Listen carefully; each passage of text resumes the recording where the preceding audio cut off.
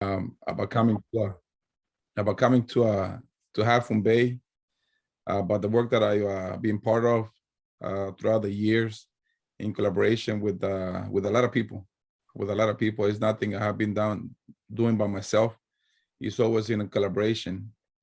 So let's start. My name is Joaquin Jimenez. I was born in Mexico, migrated to the United States at the age of 13. Moved into Half Moon Bay. My parents are retired farm workers. My father migrated to the United States as a farm worker at the age of 21. He was not part of the Bracero program, but he migrated at the same time. Both my grandparents, my father's father and my mom's father also migrated to California as farm workers. So I come from a long line of farm workers and farmers. My father, Felix Jimenez, at the age of 81, continues to farm in Mexico. He grows sugarcane. So he has that about farming. You know, it's in his blood as well as in mine. So I went to school in Half Moon Bay.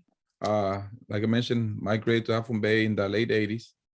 My father in 79 worked for the Nursery Men's Exchange that is no longer open. Now it's known as Rocket Farms. And coming to Half Moon Bay was an experience. You know, being at that age, being the oldest of 4 siblings, attending school in Half Moon Bay was not an easy thing. Not knowing the language, the culture was different. Became very involved in school. In middle school, I did sports. I played soccer for the school. When I went to high school, Half Moon Bay High School, I also was involved with sports, soccer, basketball, track, and at the same time holding part-time jobs after school, weekends, and during the summer. So I was very active. My advocacy actually started very young. The first program that I was part of was when I was a junior in high school. We developed a program through for Our Lady of the Pillar Catholic Church in Half Moon Bay to do presentations to collaboration with the police department. The police department in Half Moon Bay during that time,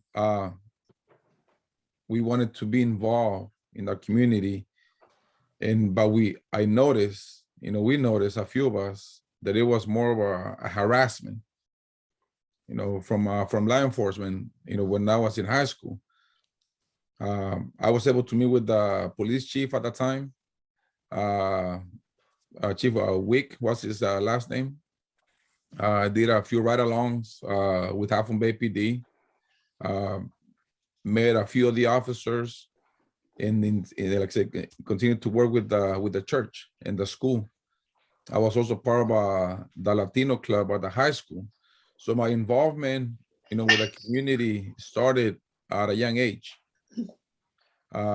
Graduated high school, Half Moon Bay High School. I was accepted into Chico State University, where I received my bachelor's in sociology, also in Chicano ethnic studies. I received the minor on my learning more about my history. So I became even more involved. The advocacy for the community. I was able to develop, programs to work at the local elementary schools and middle schools together with teachers and other college students. Advocacy, tutoring, programs like Big Brother, Big Sister programs. I was became involved with the farm worker program in the area of Chico, Greeley, Live Oak, Ditch, in the same area. So that was my involvement, with during my student years. Coming back to Half Moon Bay, I came back to Half Moon Bay to work in my community. I wanted to continue why I started, before I left Half Moon Bay. I was hired by the Cabrillo Unified School District, here in Half Moon Bay, to be a liaison for the community in school. Schools work pretty much at every school in the district. I was later hired as a teacher for the immersion program. I went back to school, attended San Francisco State University to continue my education to become a teacher, and also to continue my education for Chicano Raza Studies. So doing that, it prepared me for what I was about to do next. Continue my advocacy. This was over 20 years ago. Knowing about what was going on in our community, knowing the needs of my community, always being very active in organizing, working with the high school students. I was a mentor for the high school students here in Half Moon Bay. We have programs, Puente, very different to the Puente in Pescadero. So Puente in Half Moon Bay still exists today. It was to create a bridge, to the collaboration, working with the young leaders, high school students, to give back to the community, to be mentors to other students, to incoming freshmen, to celebrate, cultura or culture, to be proud of our heritage. During my high school years, we actually started doing the celebration to celebrate our heritage, our Mexican heritage. Celebrating Cinco de Mayo, celebrating Mexican Independence Day. So we brought a lot of new things, to the high school. So that continued. After I became an advocate and a mentor for high school students, the high school students continue to do that celebrations. Even to this day, they still celebrate Cinco de Mayo, Dia de los Muertos, Day of the Dead, Mexican Independence Day. So everything that has to do with their heritage. So from then, I went to work for the county. I became a group supervisor, juvenile correctional officer, be the title, here in San Mateo County. For about 15 years, I was an advisor, a mentor, somebody who was there for the kids, because they're kids. A juvenile hall, the juvenile camp in La Honda. I had the opportunity to work and see, always thinking about what can we do better, to help students, these children, get away from that. Always thinking about new programs. I developed a few programs, have programs. I will take a group of students, some of the youth from the camp, to Half Moon Bay, to a local ranch. You might be familiar with Seahorse Ranch. Seahorse Ranch, welcomed us, the students, the youth, for them to learn about taking care of a horse, horse therapy, cleaning stalls, feeding the horses, brushing the horses, and eventually, had the opportunity to ride. Did riding lessons in the arena at Seahorse Ranch. Then went out on the trail with the youth, with the children, and it was an opportunity for them to do something different. The work that I do, my advocacy, is always from my first-hand experience. I believe I'm a sociologist by nature. I like to see the change. I notice the change. I like to understand the change and how we can make it better. What can we do better as a community to help those in need? There has been a lot of challenges. not only for me, but for people that I work with. Challenges as my experience, even as a working for the sheriff's department, pretty much as a juvenile correctional officer, my experience as a civilian was not pleasant. The harassment continue from my high school years to my college years to my adult life. Even after being employed by San Mateo County Probation Department, and living that first, and always thinking about this is happening in our community. It's affecting a lot of our youth, a lot of our children. It's not giving us the opportunity to become successful. So there's challenges like that I had to go through. But at the same time, it gave me the opportunity to work with people that understand that there is a need. There's a need of understanding, or there's a need of opportunity. And this is what happens.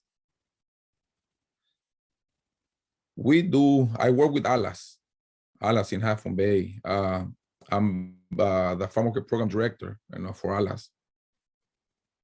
It was given the opportunity for me to be able to do this. Belinda Arriaga, the director of Alas, who, some of you might know who she is. To me, she's an angel. I've always said from day one, from the time I met Belinda, to right now, I still say, Belinda's an angel. Given the opportunity that comes, after I lost my job with the county, you might be familiar with an incident that happened during a pumpkin festival in Half Moon Bay, and I lost my job with the county. It was very stressful. It was not an easy thing to do, to go through. Affected me, my family, my friends, but continue, never give up.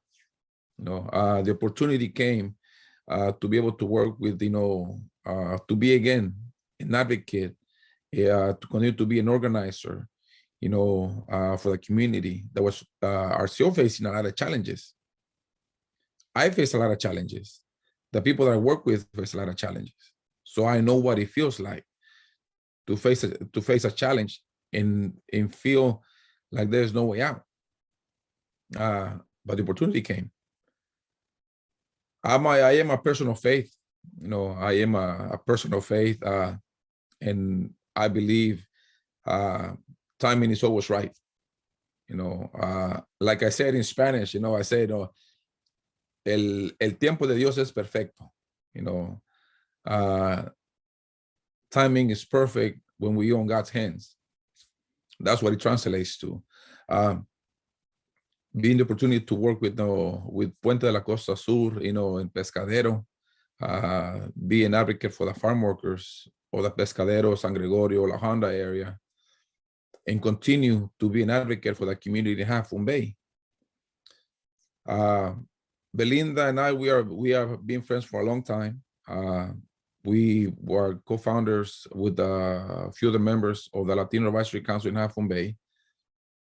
We came together after the pretty much, the killing of Yanira Serrano, the young lady in Half Moon Bay who had a mental breakdown, schizophrenic. She was a schizophrenic and was shot and killed by a deputy, San Mateo County deputy. So that brought us together even more, to be able to advocate for our community. Belinda being a person, that cares about everybody. We protested, we peacefully marched, in Half Moon Bay, together with high school students, community members, clergy from Half Moon Bay. So what we do, it's about, we are not creating anything.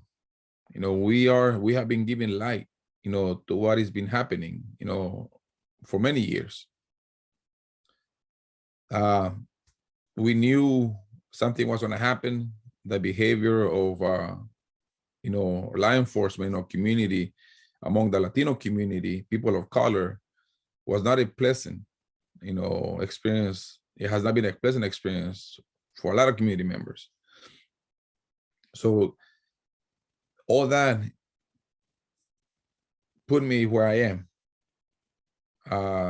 My experience as a community member, my experience as a parent, uh, uh, as a teacher, as an advocate for the youth, as an advocate for farm workers, for families, and the opportunity was given, to do work with Puente, now with Alas, and then the opportunity to run for city council of Half Moon Bay. It was we saw not only me, the first person that I called, when I decided to run, it was Belinda.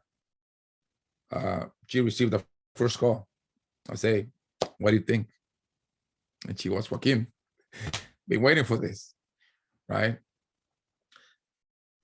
That was in 2020.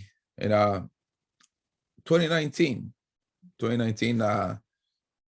in the transition from Puente to Alas, I met with, I met two of my advisors that I call them advisors, mentors, people that have been supporting my visions.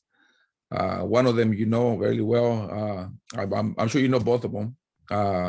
Lenny Roberts is one of them. I met her first, and then I met Mike Ferreira, who I also consider one of my mentors. It was the opportunity to meet with them and share with them, the vision that about Rancho San Benito. Rancho San Benito was created. It came from the Latino Advisory Council. I presented the idea, the vision for Rancho San Benito to the Latino Advisory Council first.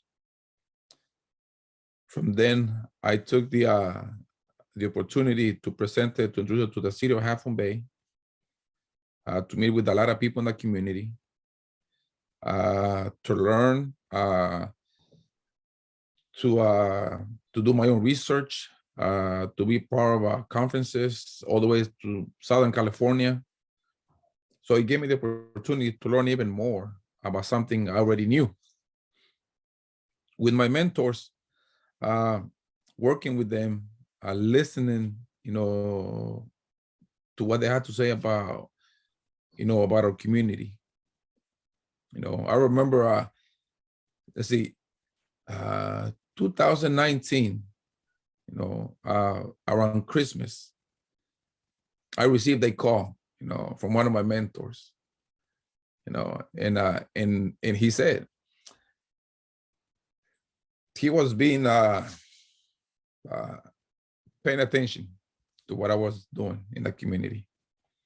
That was a time Bay City Flower Company closed in 2019 in October.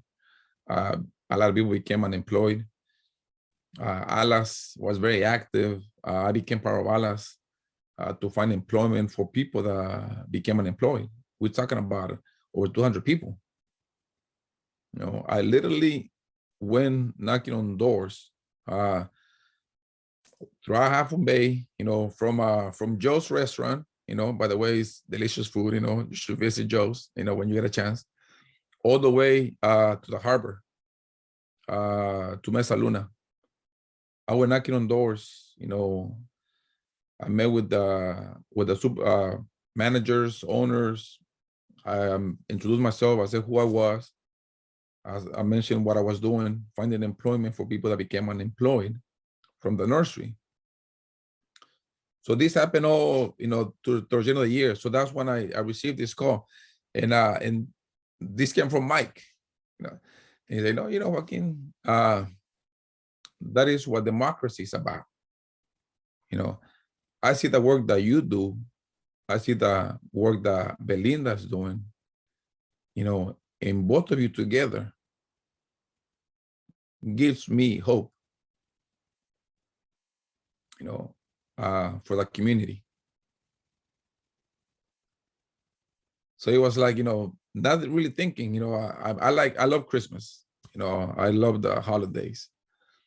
So receiving this call from Mike was very special.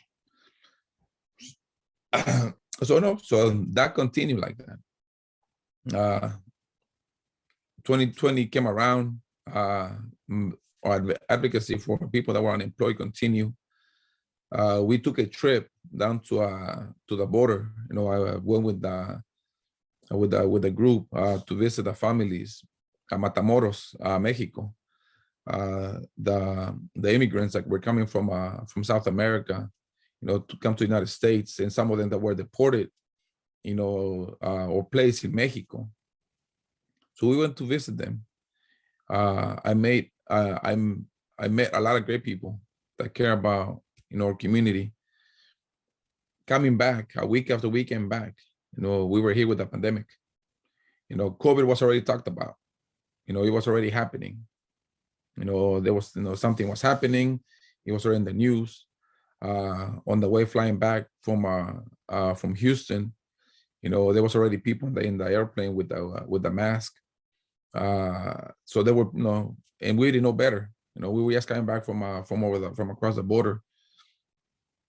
So we, a week later, it hit our community, Half Moon Bay, in the mid March, and things started to change. There was panic, there was fear. We didn't know what to do.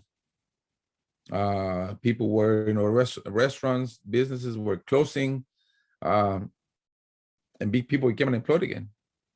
The same thing that was happened, 2019 with the nursery, it was happening again. So we had to put we had to place in Rancho San Benito on hold. We already have been doing work, around Rancho San Benito. So we had to put that on hold, because we were dealing with a crisis. We were dealing with a pandemic, COVID-19, attacking our community. And as you see the statistics, the Latino community, people of color of San Mateo County were the most affected by COVID. The most people infected, even to this day, is Latinos. So ALAS became a 7 days a week, action. It was 4 of us, 4 staff at ALAS. I was the one out in the community, visiting the farms, bringing PPE. You remember one of the first programs that came from ALAS, A Breath of Life, where a group of parents from ALAS made masks, for the farm workers, essential workers. And we could not make enough because they were not at the stores. Everybody was running out. The county didn't have them for the farms. So there was that group, and I was getting calls all day. Joaquin, I have 20 made. Joaquin, I have 50 made. Joaquin, I have this. And I will go pick them up and deliver, pick them up and deliver, pick them up and deliver. So I saw the support that came not only from the Latino community, but from the support from other members of the community. Very supportive. We had a lot of support. We ran out of cloth, and there was people donating cloth, to ALAS. We ran out of the elastic, and the elastic was coming into ALAS, and I was delivering those to the families making the masks. And then we ran out of hand sanitizer, and then people were donating hand sanitizer by the gallon, and we were taking them into the farms. Then we started our food distribution. So this gave us the opportunity, that 2020 gave the opportunity to others to be able to help. It gave me the opportunity, it gave Belinda the opportunity, it gave others the opportunity to give back to the community in need. So that kind of, Belinda and I, we had a check-in every night, every night, late at night. How are you? How you doing? I'm doing great. Go to sleep. Can't sleep. I'm energized. I'm worried, but I'm energized. And she was like, please protect yourself. Make sure you use hand sanitizer, wear a mask. I was, it wasn't, I was not afraid, but I had something, some kind of fear in the back of my head that I could get, COVID, being exposed, because we have families that were testing positive for COVID. We were doing food delivery, to their homes, picking up food from one place, taking it to, and sometimes we had to be, we had to figure out how to help families. I remember there was a Alas, Abundant Grace, and Cosa Hope. We started working together to raise funds to give back to community members. A lot of the undocumented community members were not receiving any financial support. Alas was able to give back to support, community members that needed that in every way. So the challenges were there. There's been a lot of challenges, but from the having the support from community members, always help. He helped us continue. So once we saw, Alas grew. I mean, going from 4 staff in March, by the summer 2020, we triple our staff, because of the need. We were on the front lines, and I said this, it's not often that you see a person with a PhD education, the CEO of an organization, to get muddy. And Belinda did. She will go to the farms with me. We will go to the farms and check in with the families. How are you? Is there anything we can do for you? What do you need? How can we help? Always that, we have, people like Belinda that gives us a lot of hope, just like the phone call from Mike. It was like, we have to do this. Who else is doing this? There's nobody else on the front line. Or essential workers in the coast, or farm workers in the coast, most of them are people of color, Latinos. Rancho San Benito is focused on that, to give the opportunity for Latinos, for community members, to become successful, to do what they do best: work the land, protect the land, heal the land. Belinda calls them healers of the land, masters of the land. And that's what we see. Or farm workers, they're the future of farming of San Mateo County. Rancho San Benito is giving them that opportunity. The education to learn how to run a program, how to run a budget, how to market their product, how to learn about the soil,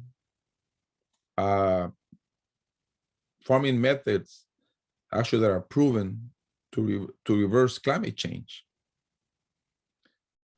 irrigation systems that will be used, the least of water to be able to produce, dry farming, the use of compost, carbon sequestration, all that through the education.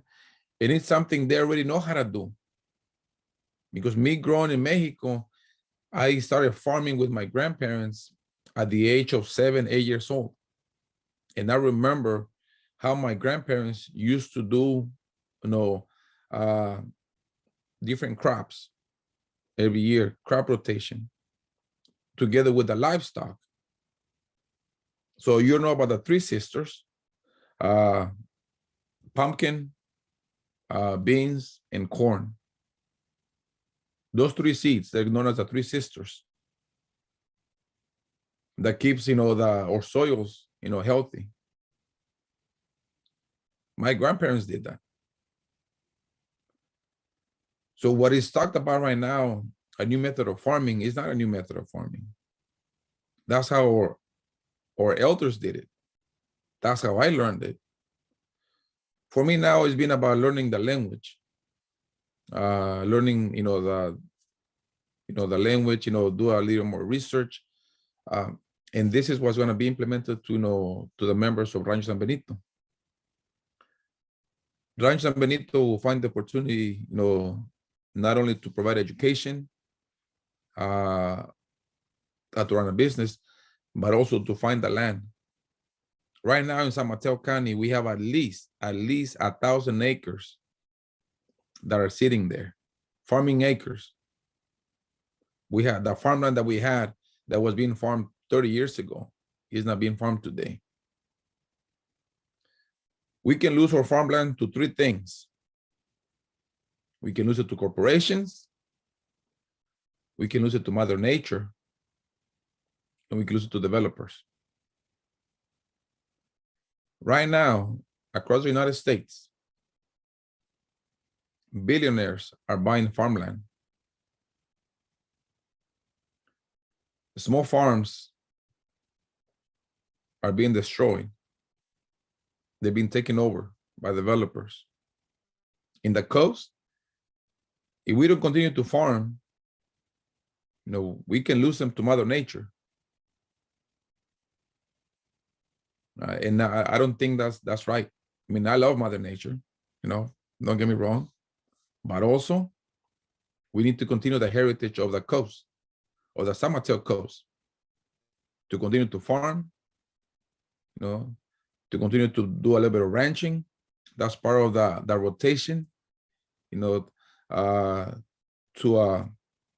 heal the land, to heal the soil. So there's different practices that we need to do, to continue to do. If they're proven that it can help reverse climate change. So Rancho San Benito is focused on that. As you know, we have the support of the Sierra Club. We have the support of the Green Foothills. We have the support of ALAS. Rancho San Benito, we call it as a sister organization to ALAS, collaborating in three different areas: under the farm worker program, under the economic vitality, economic recovery program, and also under the mental health program. This is what we see, or future, or vision about, what's happening in the coast. Collaboration with other organizations of the coast, San Mateo County, Peninsula Open Space, gave us the opportunity, by leasing the land to us, to Rancho San Benito, to start this program that we see is the future of farming in the hands of farm workers. We are just helping. We are helping to give opportunities to farm workers. We're looking forward to working with the organizations, Coastal Land Trust, Mid-Penn Regional Open Space, private landowners, because we're gonna need it. We're gonna need the land. There's a lot of interest in our community to do this. The farming methods that we want to implement in the coast is something that, like I said, is going to help us not only in our community, but actually in California, and the state of California, the country, who knows, to implementing programs like this. There's an interest, in other organizations to learn more about Rancho San Benito and about our vision, that they would like to implement a program like this in other farming communities. We have an excellent group. We have an excellent team. We have our board members, 4 board members. We have the advisory group. That I'm part of the advisory group. So is Lenny, Mike, Paul, and Don, who is our attorney. Rancho San Benito is already incorporated in the state of California.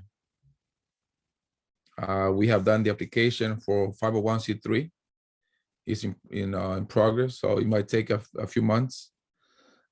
We received our first grant from the county. Thank you, Mr. Horsley and his staff, and all the other county supervisors for granting us $100,000 under the Measure K fund to get started. We have contracted with a local farmer, Serafin Avila, who is one of very few farmers of color in the coast. Serafin is a specialist. His specialty is beans. He farms probably the best beans you can have here in the coast. And he's a very humble person. Right now, he's been preparing the soil since last week, where we, cut the ribbon, opened the gate, to Rancho San Benito, and Serafin started preparing the soil. Started, seed for oat hay, the first crop, to go into the ground. He was still there today, finishing up. He's very passionate. Serafin is very passionate about farming.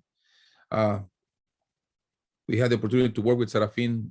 I've known Serafin for a few years, but never really worked together.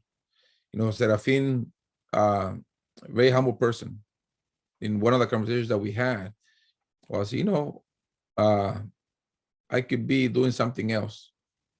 I could be making more money working for somebody else because of my knowledge. But being an independent farmer, is because I love what I do. Taking care of the land, farming. He said the smell of the soil when you open it up, it's just something. He sees. He's very poetic when he talks about farming. So I really enjoy speaking with him about farming. But like I say, there's a lot of challenges. There's a lot of challenges, that we have to,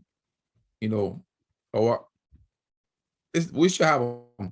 There were a lot of challenges. Now we have been able to overcome those challenges because of the support from a lot of people. Rancho San Benito has started. Rancho San Benito has been born, and we hope to continue. With the opportunity, to give back to the community, to give the opportunity to farm workers, to let them do what they know how to do best, right? But making that income, right? From the research that I did, it shows right now a farm worker makes, in San Mateo County, an average of $25,000 a year. That's an average.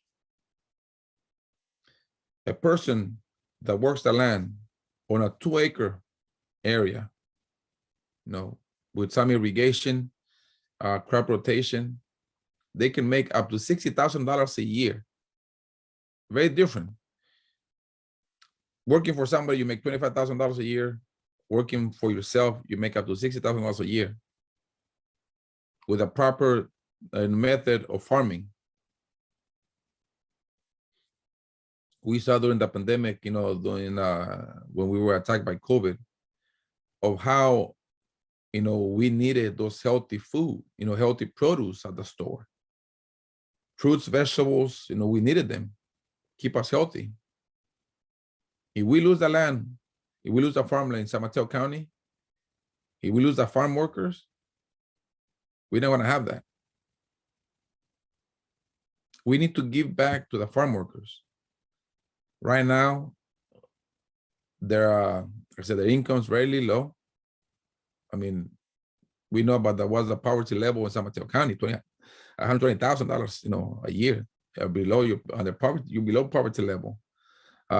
Housing, we're struggling with housing. Half Moon Bay, we're losing families every day.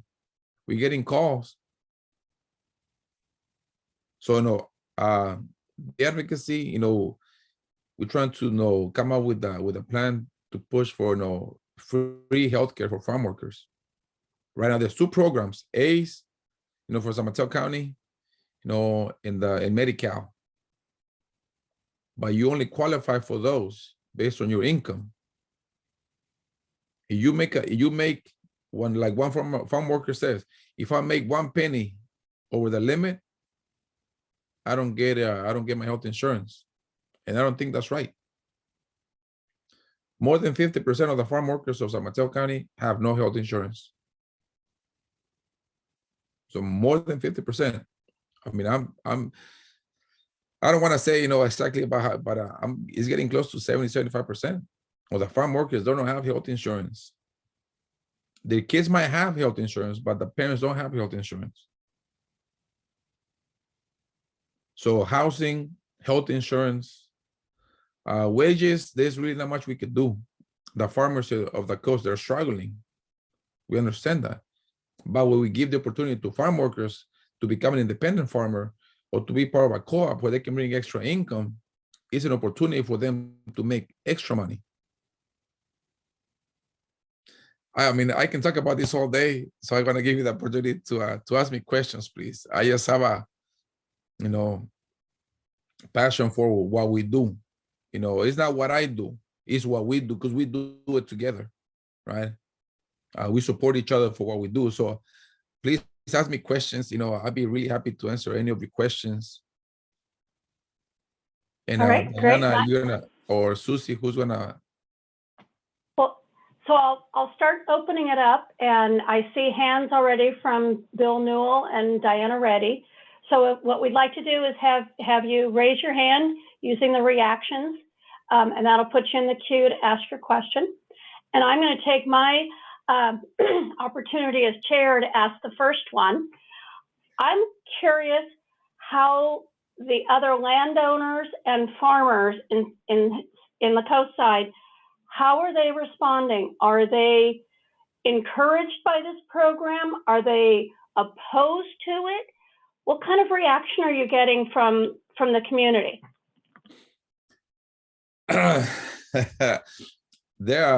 It's a little bit of fear. I introduced Rancho San Benito to the Farm Bureau in 2019. I made an introduction to them. And I don't think it was very pleasant for them to hear what I had to say. There were a few comments that I believe they were very condescending towards our farm workers.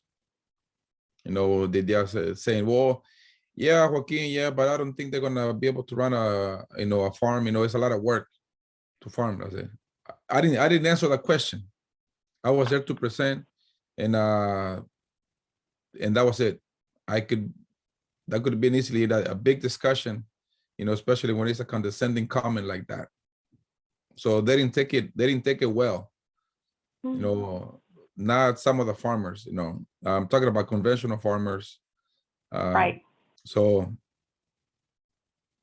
but there was a little bit of support, I could say, from some of the conventional farmers. Not much. Okay. All right. Next question is from Bill Newell. Bill, you're still muted. There you go. Joaquin, muchas gracias, mi compadre. I really appreciate everything you had to say, especially your history. It was very, very impressive. Like some of the rest of us here, we also grew up in this area, not on the coast side necessarily, but along the peninsula. Some of us have more experiences with the coast side than others, perhaps. I know many of us were, back in the day, supporters of Cesar Chavez and the lettuce boycott, the grape boycott, things of that nature. So we have you in our hearts. I want you to know that. I personally have some background experience with cooperatives and grocery market type cooperatives, things of that sort. So I know a little bit about what you're talking about. I think I have so many questions, but I'll just stay with one question right now, and that is, what can we, as you see many of our faces here on the Zoom, most of us are not people of color. However, like I said before, you're our corazon, and what can we do for you? If anything you want to tell us, anything from donating money to donating our skills to donating our time, if there are very specific needs, things we can do. I'm highly admire all of your footwork, my brother, knocking on doors and things like that. I've done some of that myself. I know that's very intense and very, very hard work. And I admire you for all your energy and your spirit. And you must really take good care of your body because you have to do that to do what you do. So gracias. But again, what can we do? Give us some ideas how we can help what you're doing, because I'm really excited about what you're doing. Well, thank you for the question. The work that I do, like I say, is in collaboration, learning about the organizations that I work with, Alas in Half Moon Bay, very innovative ideas. A lot of the programs that we have, they were born in a couple hours, implemented that by the third hour, right? So supporting organizations like Alas, visiting the website, that's going to give a lot of support. Providing us information about, grants available for programs, organizations like Rancho San Benito and Alas, that's a lot of support. Donation, money donations are always welcome, and for now, Rancho San Benito, we are under a fiscal sponsor. Philanthropic Ventures Foundation is our fiscal sponsor, for Rancho San Benito, by donating, to Alas, and I work with Alas for us to continue to do our work. So that's where you can help support your local farms, farmers markets, the area, buy from your local farmers. Especially they do implement, farming methods, that actually help our environment. Very So good. muchas gracias, All right. Bill. Thank you. See, Diana, you've got a question? I do. Thank you so much. I actually have 3 questions, but I'm going to behave. So how many farm workers are in the program now? And what is your vision for the number of farm workers you might be able to support in the program, and through the rest of the year and in 5 years? What is your vision for how many farm workers you might be able to support in the future, currently and in the future? So right now we have a lot of interest from the community. As we go into this transition, to be able to welcome the farm workers, we have to do a formal application, to become part of Rancho San Benito. That was going to be given to the farm workers to be part of. So there's a lot of interest. So we working with, I forgot to mention, also collaborating with the Resource Conservation District of San Mateo County to provide some of the education. So we want to start with the number of 10 farm workers. That'll be our first group to get established to work our first class, let's call it. From then, open it up, for more farm workers. As we continue, we started our lease with posts on the property in December. As you remember, it was very wet. We couldn't do much. As soon as we had the opportunity, Serafin went in. So we are doing things very basic, about farming. So it's going to be mostly about education. But we have to do the first class. We're thinking about, 10 farm workers to start with. When we first did our first proposal, business plan for Rancho San Benito, that's the number that we talked about. 7 to 10 farm workers to start with, and then go to the next class. But there's a lot of interest in our community. That's wonderful. Thank you. All right, next question from Elsa. Thanks so much, Joaquin, for talking with us. This is such an important series of talks, series of topics altogether.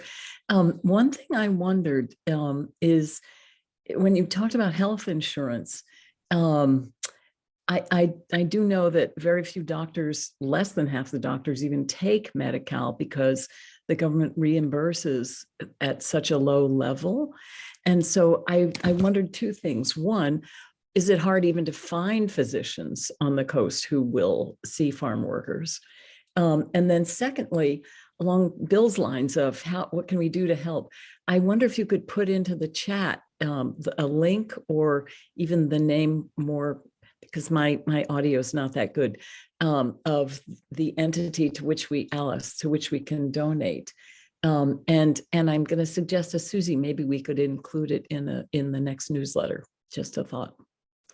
But thank you so much. So is it hard to find a physician who will see farm workers if what they have is Medi-Cal? And I realize many of them don't even have that. So it is very hard. The San Mateo County has, a program under the street and field medicine team. It's under the healthcare for the homeless and farm worker healthcare.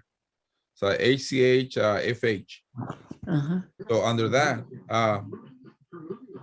the farm workers get a pretty much, an emergency visit. There is no physicians that see them, but they go to the hospital, San Mateo General Hospital, Costa Clinic, who's an extension, that is an extension of the San Mateo Hospital. And that's where farm workers go. There's a group of nurses and nurse practitioners that visit the farms. But this program is mostly based in the southern county, San Gregorio, Pescadero, La Honda, not in the Half Moon Bay area. So we have been actually asking about expanding the program into Half Moon Bay because it's very difficult. There's programs for farm workers, unless there's an emergency, they go to the hospital. Then they can actually go under the emergency Medi-Cal, because even though they can apply for health insurance, they still don't qualify because of their income. So it's just enough for them to cover the visit, to the hospital. So that's what that's how difficult it is for farm workers actually to see, a physician, even a nurse practitioner. It's very difficult. And that hospital is 40 minutes to an hour away too. Yes. But also I was looking at your $25,000 a year, and I get to $12 an hour or $2,080 a month. Nobody can buy health insurance and pay for the roof over their rents, much less food for a family for $2,000 a month, especially here. yes, Thank you so much. thank you. All right. And our next question comes from California Center. And can you tell us, first of all, who you are and introduce yourself, please? Hi, hello. My name is Jose Armando Munguia from the California Center of Cooperative Development.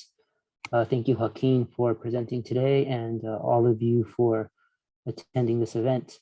Joaquin, I'd like to know what are your plans or vision of expanding this program across the state of California, and what are some of the attributes that a region is required to have to participate in this program?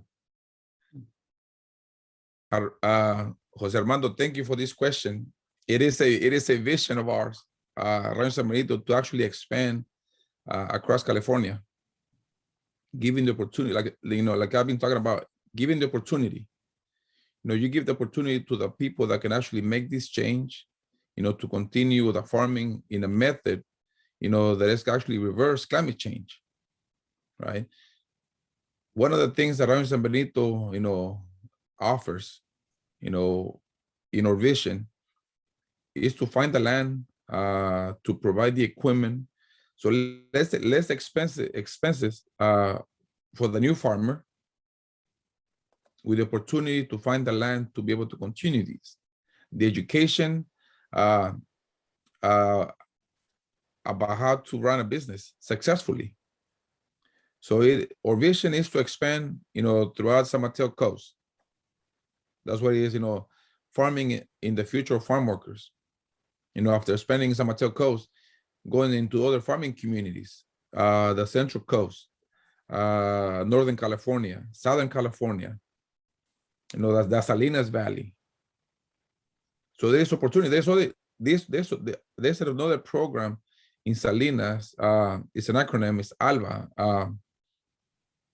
I forget the name, but it's ALVA. You can see under ALVA, in that's Rancho San Benito. It's a similar program to what ALVA is. The vision is very similar with some changes where we give more opportunity. It's opportunity based for farm workers. ALVA only gives an area of half an acre as a co-op incubator program. After a couple of years, you're on your own. That's what Rancho San Benito is different. Rancho San Benito, we want to continue. Once we start that program, Rancho San Benito is continue to give the opportunity to become successful, even to the point where they say, Rancho San Benito, thank you very much. I'm going to be on my own. Even then, we will still be there. It's like teaching our kids how to walk. Even after they take their first steps, we still walk behind them to make sure that they're going to be safe. It's the same concept, because we want to make sure that our new farmers are successful, making sure the farming methods are successful, fair for natural resources, of course, providing the healthy food. Farming methods are very important in this case. So expanding throughout California, it is one of our, visions. We can duplicate Rancho San Benito, an opportunity for farm workers, because they're struggling. There's farmers in Salinas that came from the ALBA program. 2020, they were struggling to sell their crop. They lost a lot of their crop. They couldn't sell it. See, the benefit that we can offer, or visions to offer, is to make sure, that they become successful farmers. Everything is about collaboration, networking, and continue to see after each other. You cannot. This is one thing that I hear people say, and I'm not agree with this. It's like, you were born alone, you will die alone. That's not true. To me, it's not true. When I was born, my mom was there, the doctor was there, so I was not alone. When we die, we are not alone. We are next to our loved ones that are passing. When they pass, we're still there. So we're never alone. We cannot do things alone. So we need to continue to support. It's like we continue to support our children. Even after they're all grown up, we're still there for them. So this is how we become successful. There's a same idea, same concept about Rancho San Benito. We be there. Wonderful, wonderful. Okay, next question from Greg. Oh, Greg, you're muted.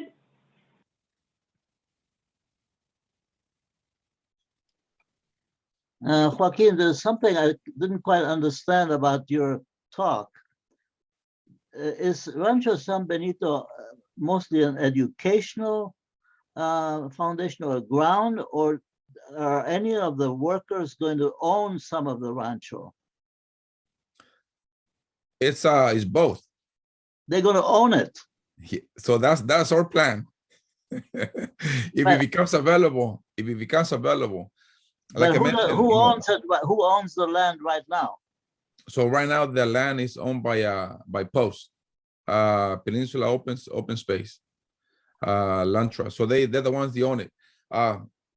So our vision, So the first part is the education of how to run a business, how to successfully run a business, how to successfully take care of the soil, how to do implementing methods that are actually healthy for the soil, they are good for the environment.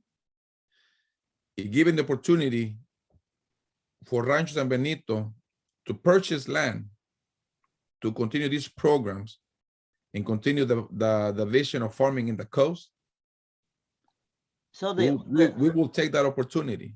but the farmers themselves will not own the land? If there's an opportunity, yes.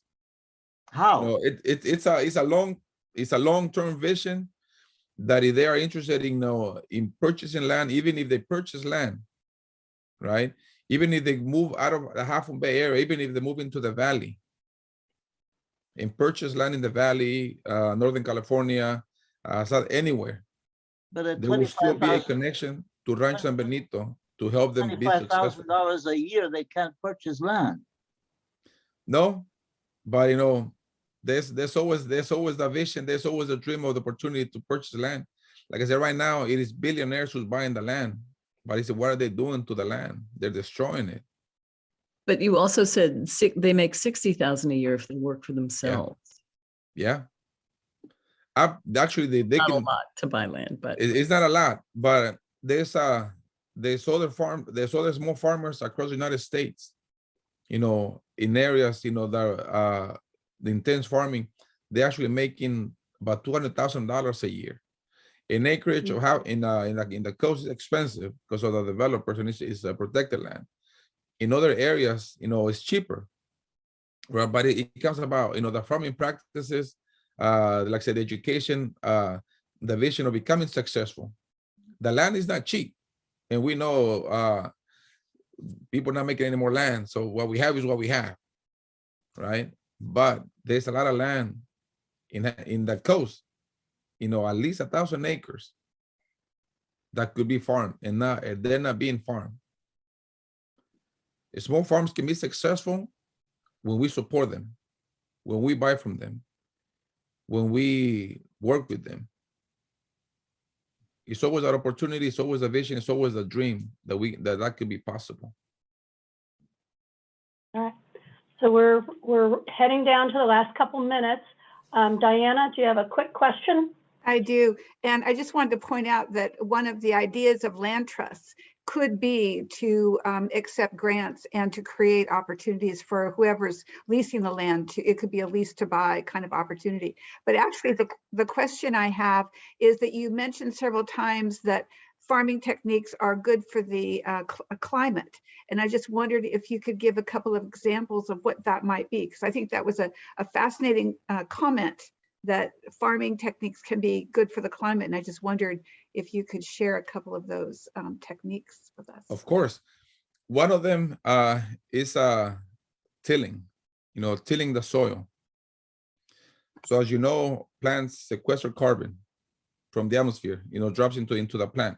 The plants on my screen, and it puts that into the soil. When you till the land, when you go in too deep, it releases the carbon back into the atmosphere, right? So that it goes to the same cycle. So that is not healthy.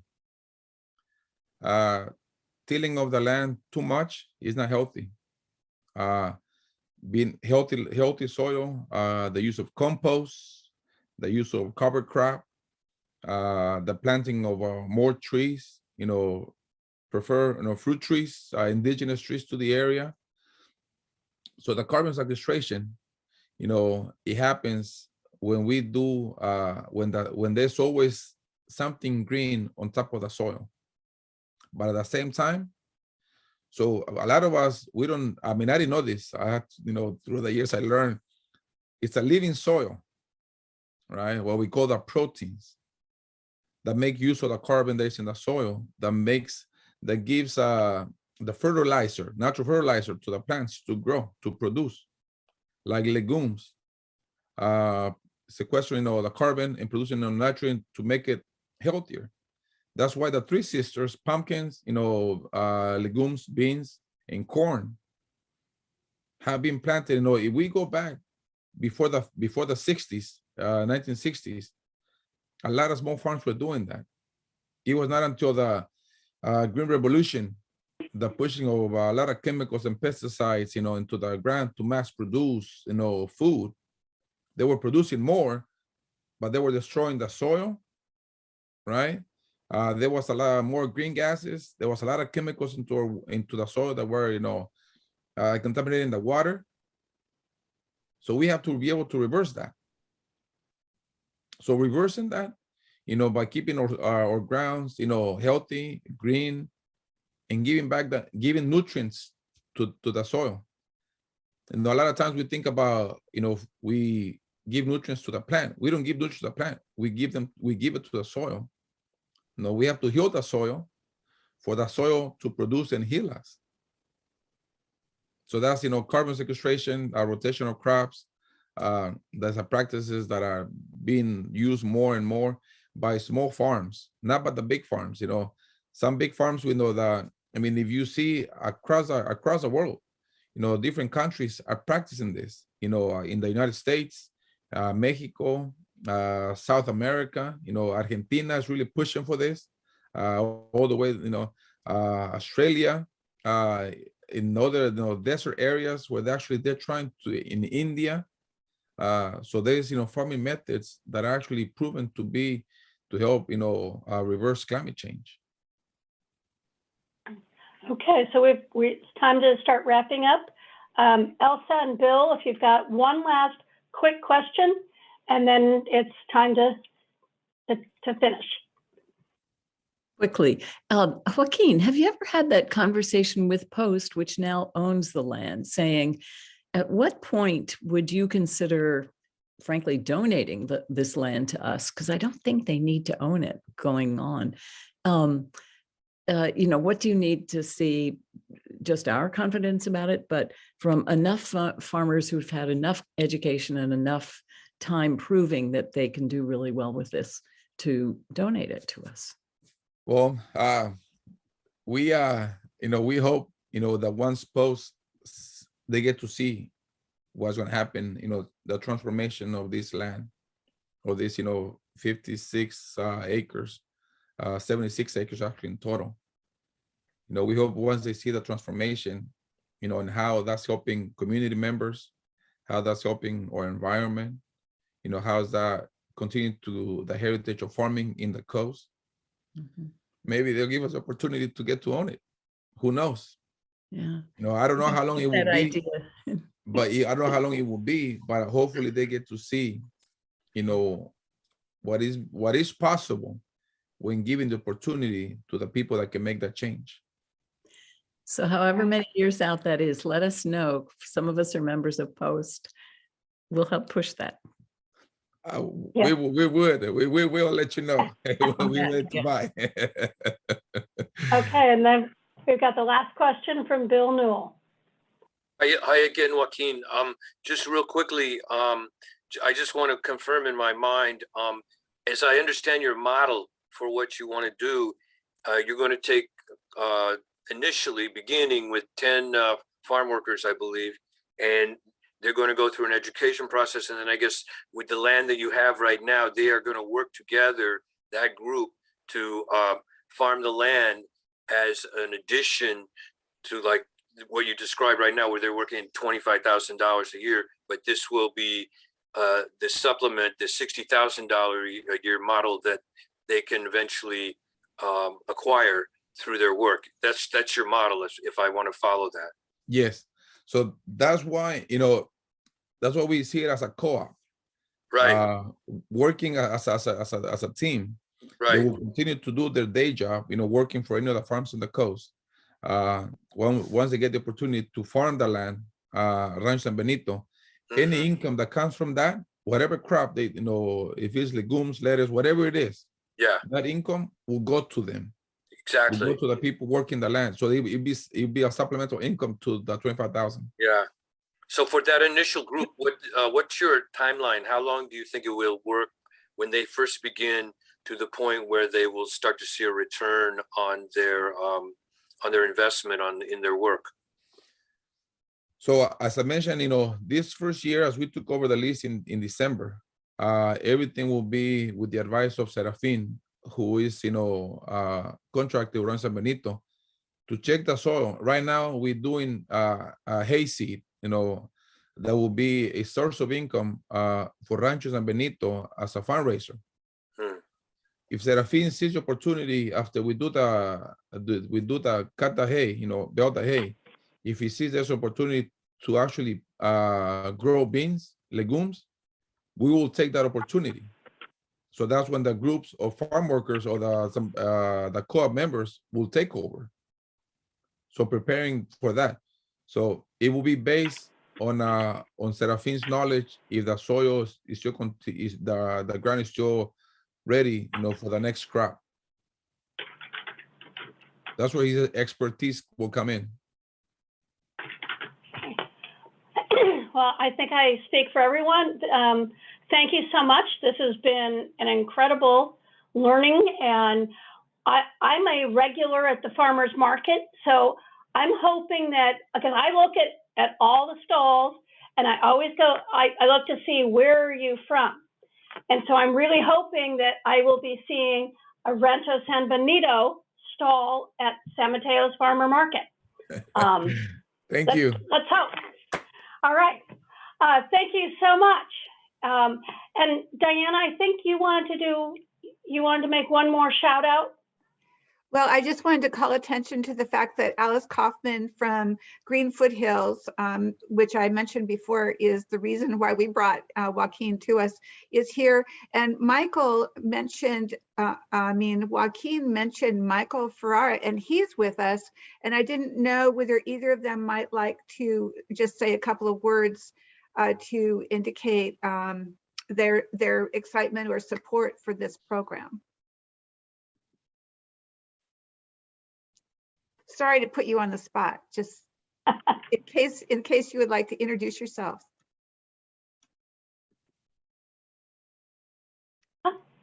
There he is.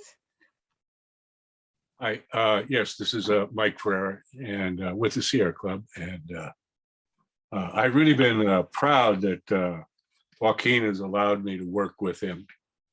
And I think probably if there's anyone that hasn't gotten enough kudos tonight, it's Lenny Roberts, who has lent her considerable prestige in many quarters to helping this project.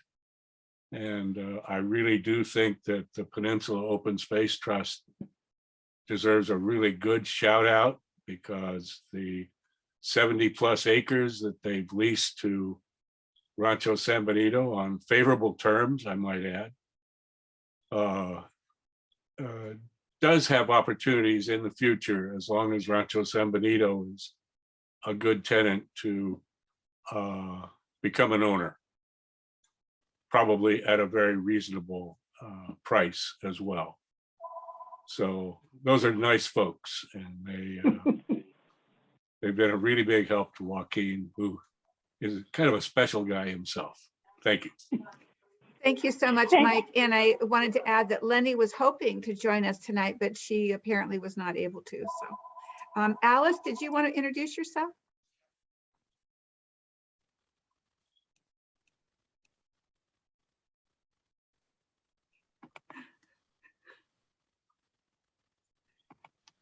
I need to lower expectations when I put people on the spot like that. So sorry about that. Thank you, Mike, for introducing yourself.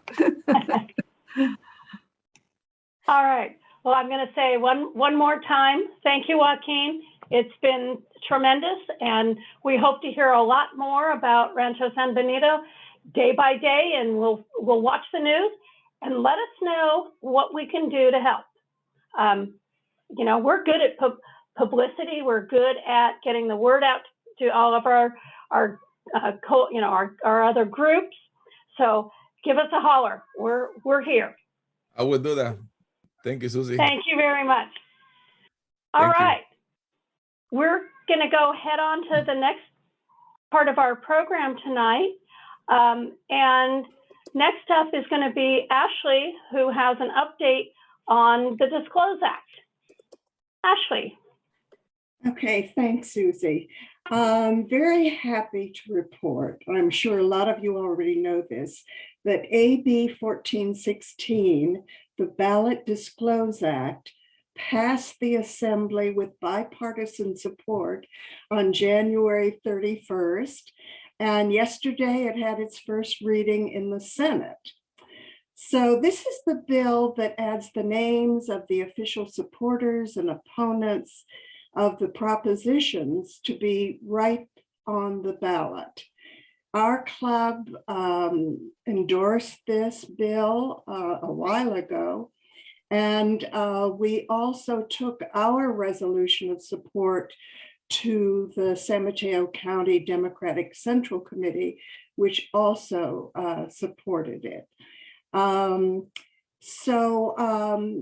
I just want to add to that Assembly Member Kevin Mullen was a principal co-author of this bill, and that Mark Berman did finally vote for it at the very last moment.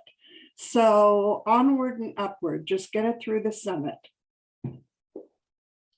All right. Thank you, Ashley. I'm pretty sure that Josh Becker is already a co-author, on a co-sponsor on the Senate side. Well, we'll have to check with him and find out for sure. Well, let's ask him in March. Yes, we can. He's going to be All our right. speaker. We can check the website tonight too. Yeah.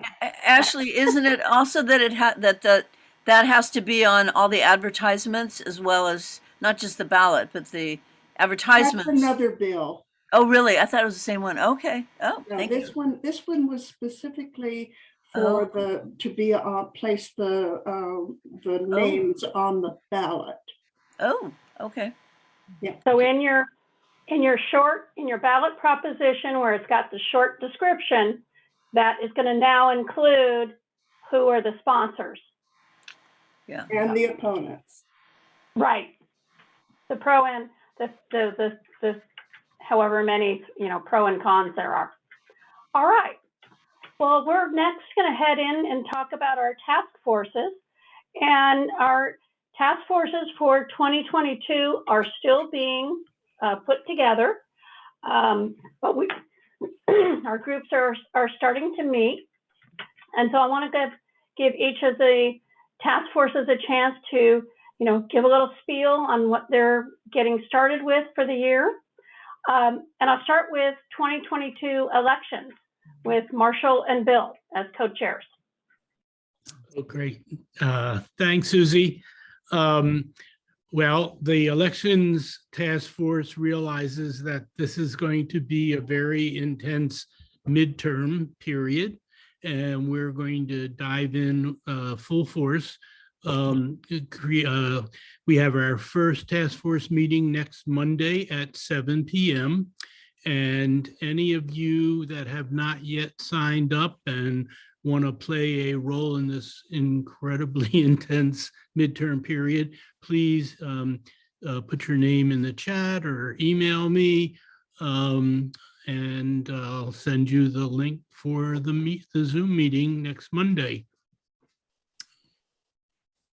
Okay. Bill, you got I don't know anything if to Bill add? has anything else to add to that. I think at this point, Marshall has covered it very well. We're just getting started. This will be our initial meeting, and just as Marshall described it, it's going to be a very busy, intense task force because we're on a very short timeline Right. to get rolling. All right. Next task force is climate change with Flavia. Hi. Yeah, so the good news is the people who were on this task force last year have decided to continue. And so there's already a group formed, and we usually meet sort of around the last week of the month, or the last 2 weeks of the month. So if that fits for you. And just a couple of things, some leftover business from last year is we're going to try and look at what the obstacles are for putting solar on multifamily housing and try and overcome those obstacles. And it's complicated. It's at the state level. And so we're going to work on that. We did discuss, you know, the ongoing debate of nuclear and whether there's a future in bringing down greenhouse gas emissions and using nuclear as a part of the strategy. And we talked about Diablo Canyon plant closing and how much energy it's currently providing and whether or not it makes sense to close down the plant when we're not yet fully at capacity with renewables, because it's going to leave a pretty big hole to fill. And, you know, we just put in a little bit of research, you know, a few minutes of research to find out how big it is, how big the hole would be once it closes down. So the other things that we talked about were recently the PUC started saying that they're going to start shutting down the rebate process for solar panels. And this is like the wrong time to be doing that. And so with the outcry from the public on, no, don't do that. They have postponed their decision-making process for now. And there's currently a shakeup in management at the PUC. And so I'm sure they got too much public spotlight on this. And so hopefully we'll keep a lot of visibility, a lot of sunshine on that agency and keep their feet to the fire, as it were. So we've also talked about compost, and I'll have more news on encouraging composting activity. California has it made in the shade, but I'm still working on stuff up here in Oregon. And then the last thing of good news that Elsa told me, we learned from a webinar a couple weeks ago that the US Postal Service was getting ready to replace their whole entire fleet. And they were getting ready to replace it with 90% internal combustion engines. In other words, they didn't give a rat's patoot about trying to go sustainable. And so Elsa shared with me the article that said that the EPA and the White House has stepped in to intervene on this $11 billion purchase because the improvement in miles per gallon was going to be less than 1 mile per gallon improvement overall. So it boggles the mind how it got this far, but it just made our day that there are adults up there that can think long term. So that's what I have, and we are looking for new members, and we'll have more to report next month. And I just want to say that, you know, when you talked about the PUC, well, it does mean something when people get on the phone, when they contact their legislators, when they contact the governor. Making your voices heard really does count, and it really can change things and put the pressure on so that they don't just go ahead and buy all new gas-powered postal trucks. You know, use our. And I just wanted to say, with regard to tonight's talk, I put a comment in the chat so you could check it out about what Oregon is doing with regard to social justice and farm workers, or at least Oregon is trying to do. That was a great comment, and talking about, I think you were saying about minimum wage and overtime, which, you know, those were all things that people forget, that the laws excluded farm workers from all of these worker protections. And now we're there's been a lot of work in the last few years to try and change that. Yeah. So, yeah. Ridiculous. Okay. And let's see, next up, we've got healthcare from Elsa. Who has sad news? Well, I think I've inundated you with the sad news, but there are gleaming, not silver linings, but hopes for the future. So I can't not focus on those. First of all, we really agree, Ashley, and I texted Nancy Neff right away. You've got to teach us what you did to change people like Mark Berman around from a big naysayer to the Ballot Disclose Act to voting for it. And they had 53 votes out of the 56 in the assembly. That is a huge change because they had all the registrars writing and calling them and visiting them saying, we do not like this, the election registrars. That's the kind of Delta change we need too. So the first of all, the healthcare bill was called CalCare. We know the majority of physicians in California were for it. The CMA, which the California Medical Association, which is only 15% of all docs, and they are all specialists, was against it because the AMA, their parent organization, fills the seats in the congressional subcommittees, which set pricing for CMS, for Medicare and Medicaid, and all the insurance companies follow what they do. They have raised their own salaries 4 times, or sorry, they're four times as high now as they were 10 years ago. They have kept primary care physicians flat. That is not fair. So there are a number of changes like that that we need to work on the other side. However, as of Friday night, there were still 30 out of the 46 Dems who had not declared and who we were worried about voting no for the CalCare bill.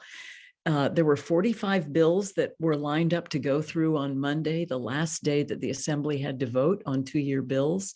There was our friend Kevin Mullen up front getting them through. And they, Ash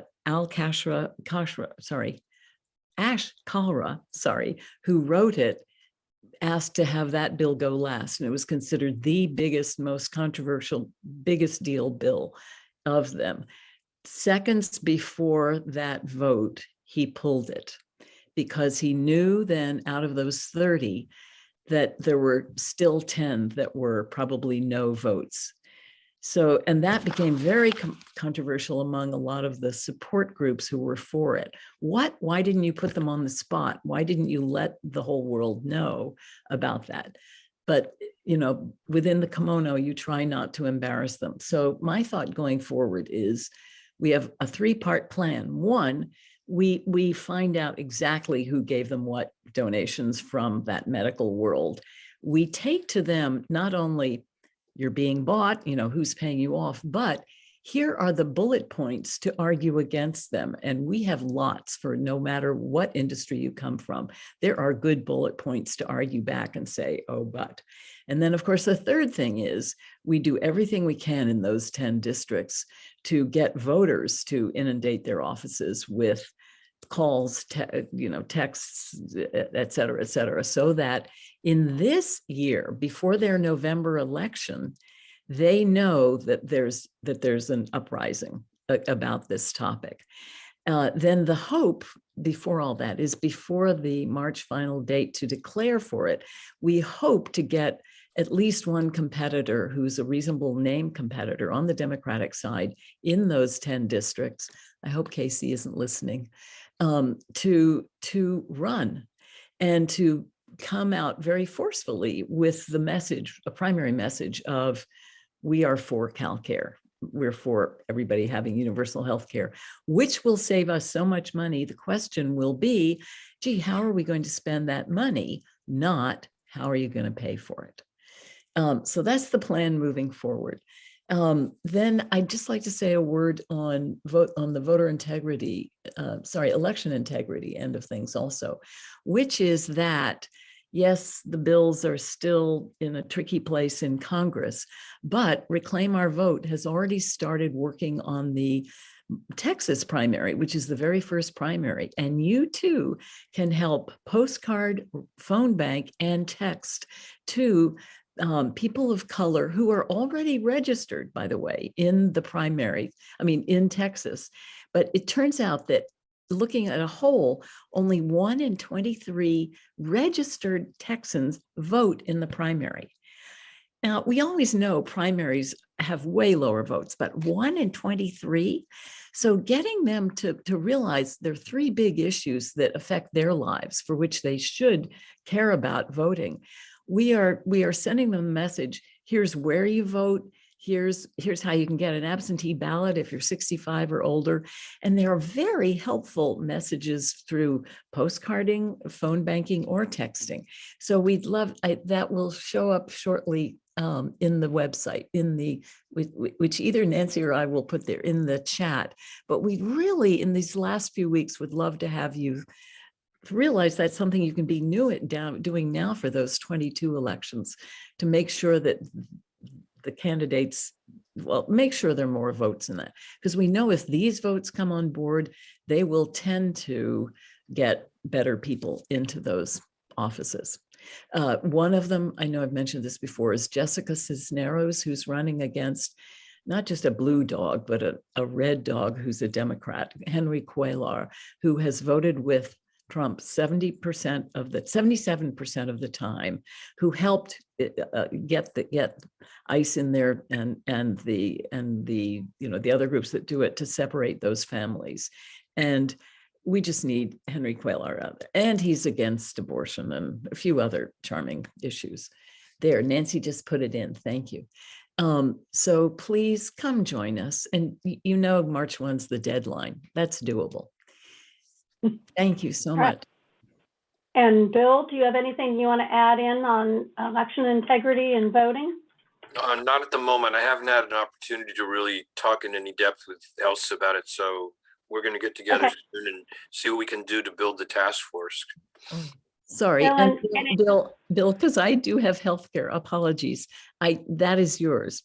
I thought I joined it because I thought you were in it. Oh, you didn't join it because of me. You joined it because you have interest in that. And I thought, great. So I'm sorry. I talked with Susie and I failed to talk with you. I should have done. Okay, so I have to do a little more thinking and development on this topic, Susan, before I can really report on anything. And it can be as simple as talking about like phone banking opportunities and things like that. Well, I thought that's what Elsa just did. So that was because I forgot. But sorry. there's also lots more that's going on and beyond what's going on in other states. So, okay, well that's great. And then we've got social justice. Thank you so much. And I know Gail is our social justice co-chair, but she's not with us tonight. And I just wanted to say that this is a committee where members bring their passion to the committee.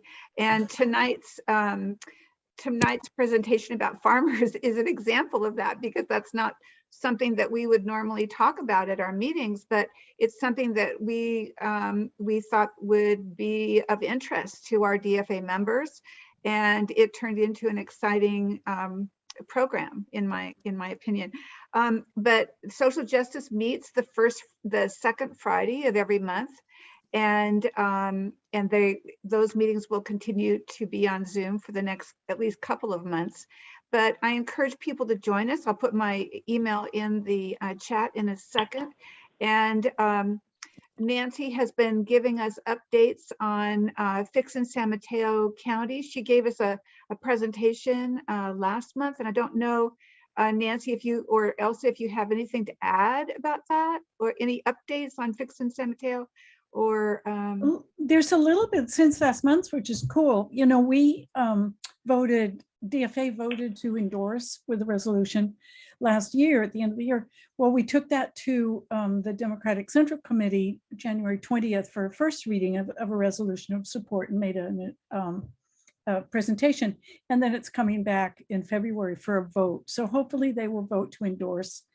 We're also going to the Coastside Dems Club and the Latinx Club in the next few weeks, and then some of the other clubs as well.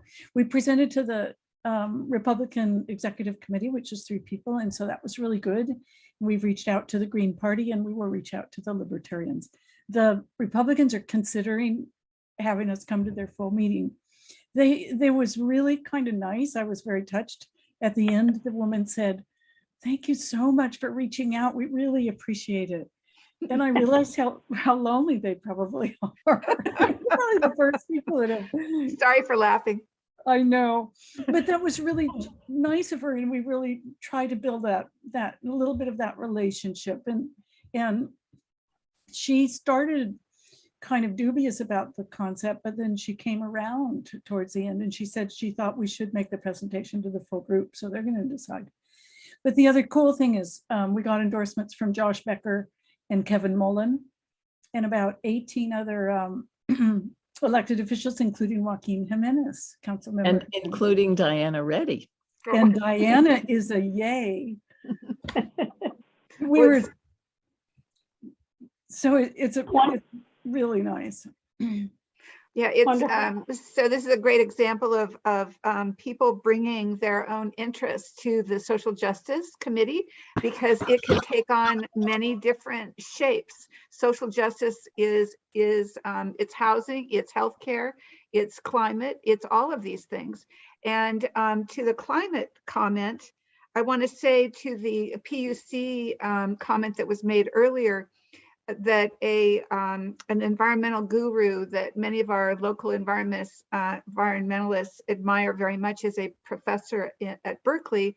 And he was making a point about the social justice aspect of the recommendation that was going to the PUC. And so after reading this very interesting op-ed, which I think I shared with you, but I'm not sure, I sent it to Dennis Murphy from Silicon Valley, Sustainable Silicon Valley, and asked his opinion about it. And he said, though he agrees, 98% with in everything that this man says, he did not agree with this particular point that the incentives to homeowners should be eliminated. But it's important for us to know that there is an equity issue here. And so I have come to believe that it should be a both and, where people who can add solar to their roofs should do that. But the people who have solar should also be contributing to the grid, not just the electricity, but they need to, it's not just the people who don't have solar who should be paying for the grid, the electricity. So it's just a thought to get out there. And I think, speaking of the San Mateo County Central Committee, Democratic Central Committee, Victoria was on our call earlier, and I asked her, I had the intention of ceding my time to her so that she could do the report. She started a committee in the DCC for farm workers. It's a farm worker committee, and I was hoping that she could report on the progress that's being made. So at least in San Mateo County, farm workers are getting so much more support than they have ever gotten before. And I think that we had 2 wonderful examples of that tonight. And so thank you all for your support and for being on this call and for being so welcoming of Joaquin tonight.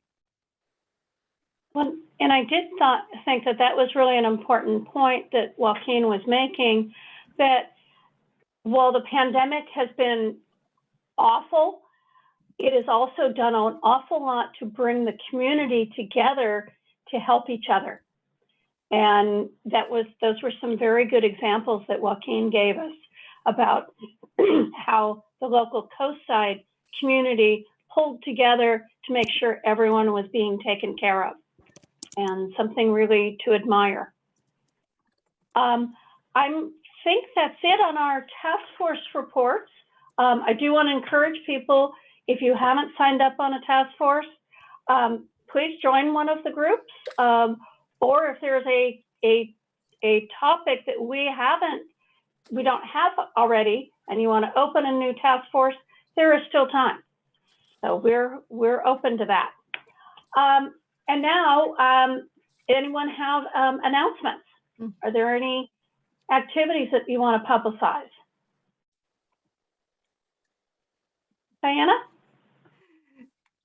So I just wanted to, I think I mentioned it last month, but the one-day homeless count is scheduled for February 24th. It was postponed from January to February, and I'm going to put a link in the chat. And I think that yes, I still have it. So this is the, they still need volunteers. And there is an opportunity to, and for those who don't live in, so some of us, I live in Redwood City, and we have our own, we have our orientation center here in Redwood City, but the centers for supporting volunteers is throughout the county. And so there's one on the coast side, there's one in North San Mateo County and San Mateo and other places. So wherever you are able to contribute to this amazing effort, please do. And I will share, put the link in the chat as well. So it's just an amazing experience. And I'm really proud of the work that San Mateo County in particular does, because they have homeless guides join us, and that's not, and many of the jurisdictions, the municipalities do not do that, and so it makes it a very interesting and wonderful experience in my view. So yeah, join us. All right. Thanks. And I see Neela, you've got your hand up.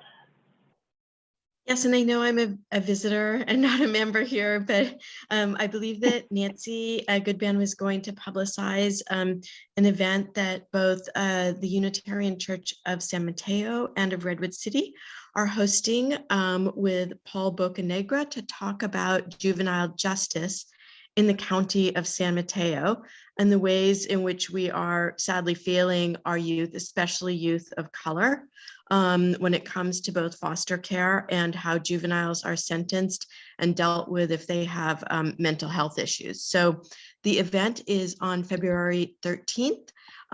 It's open to the entire community from 12 to 1 by Zoom. And Nancy will be sharing more info on that. And I am not proselytizing, do not proselytize, but you're welcome to join us for the service itself.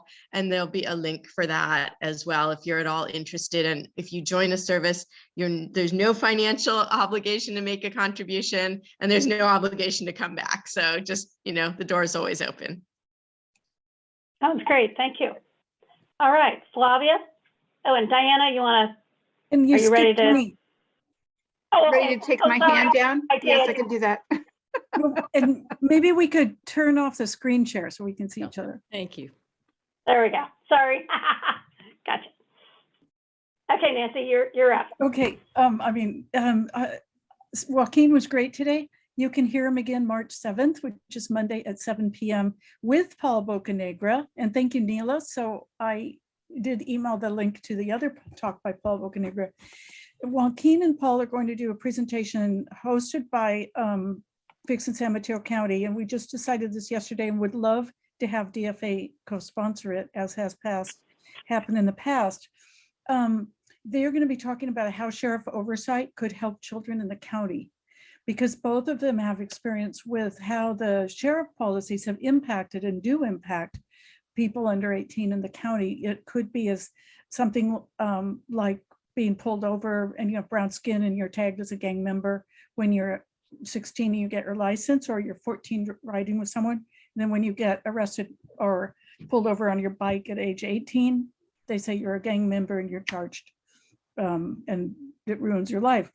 And then it could be something like the treatment of mental health. And it could be, as Paul has pointed out, the fact that the sheriff could support restorative justice programs and doesn't. So I think it's going to bring a lot of people who care about children and youth and mental health March 7th. I'll send a link when we have one. Okay, all right, thanks. What time will that be? Is that It's going to be like a 7 p.m. and it's Zoom. perfect? Good. All right, and now Flavia. Okay, so I had posted this earlier in the chat and I just wanted to call people's attention to it. So I posted it again. It's now, like 5 or 6 comments behind, but on February 6th, the movie, the documentary Food Chains will be aired. And this relates to the talk tonight and just the plight of how tough farm workers have it and how, big money is being made on their backs, literally, and at the expense of their families. So, so that the information is there in the chat if you are interested in seeing that film and having discussion after the film as well. All right, that sounds great. Any other announcements? Any comments? We're actually kind of ending early, so anybody's got a topic they want to talk about for a minute, go for it. Could we get a COVID update, Marshall, if you're still here?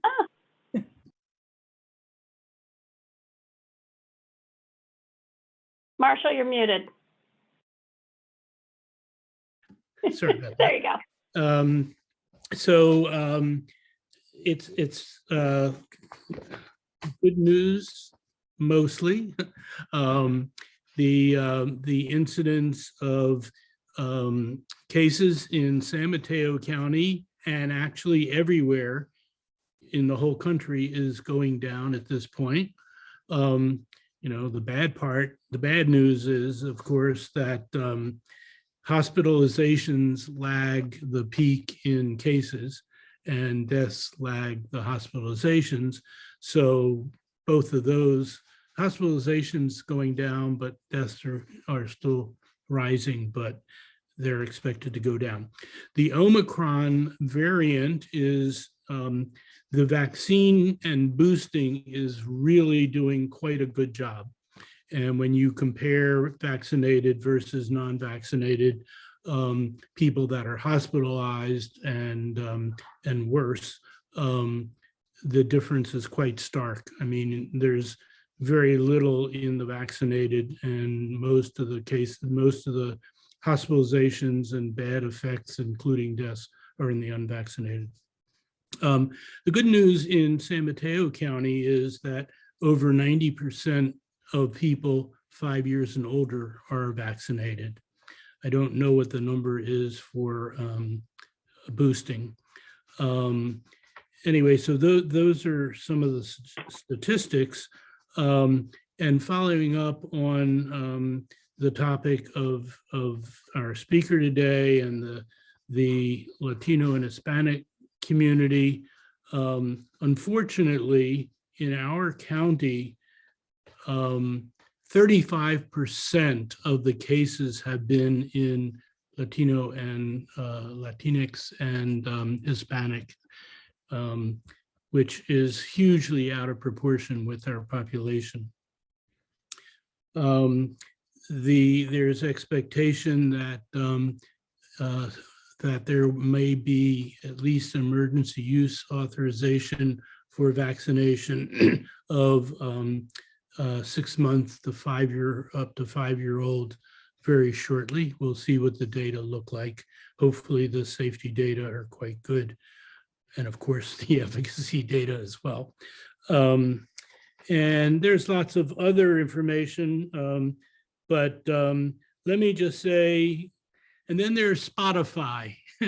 For those of you that have noticed, Joe Rogan has really been called on so much misinformation that he's given out, so that, of course, we know that the latest people that have said they're going to leave Spotify include Crosby, Stills and Nash, Roxanne Gay, as you know, and of course started with Neil Young and Joni Mitchell, and includes Mary Trump, all and the list goes on.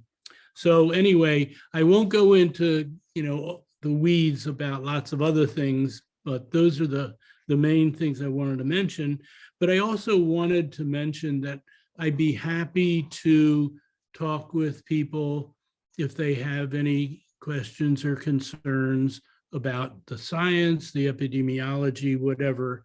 If you want to contact me by email, we can talk in person. I'd be happy to, because there really is a lot of misunderstanding about the science. Why was it so fast in developing? There are good answers for that. It's an area I've worked in for 50 years. And so on. So I'd be happy to talk to people about those kinds of issues and the other issues around it. That's it. So last question for you, Marshall. Are you feeling optimistic? Well, viruses are just like all other organisms. They're in the business of surviving. So it's very hard to predict what the next rounds of mutations that will lead to variants are. We already know that there's a new Omicron variant going around. It seems to still be quite susceptible to, preventable with vaccinations and boosting. It's the preliminary data is a little more infectious, but still it's highly protected by vaccination and boosting. The real issue is the unvaccinated other parts of the world will continue to produce variants, and there's no telling what's going to happen with those variants. You can't predict. Humans are used to looking at things in the lifespan of humans, but evolution doesn't occur in that kind of time span. It's going to take a while. We don't know how soon it'll settle down. Well, thank you. Okay. And we are now coming up to 9 o'clock, and it's been a great evening. I want to thank everybody for sticking it out all the way to the end. And we had a great group tonight with lots of non-members, and let's hope let's keep going that way. I love to have a meeting where we see lots of new faces. So I will say thank you and good night, and stay healthy. Stay healthy till we can meet again in person. Take care. Good night, everyone. Good night, all. Night. And thanks, Sue.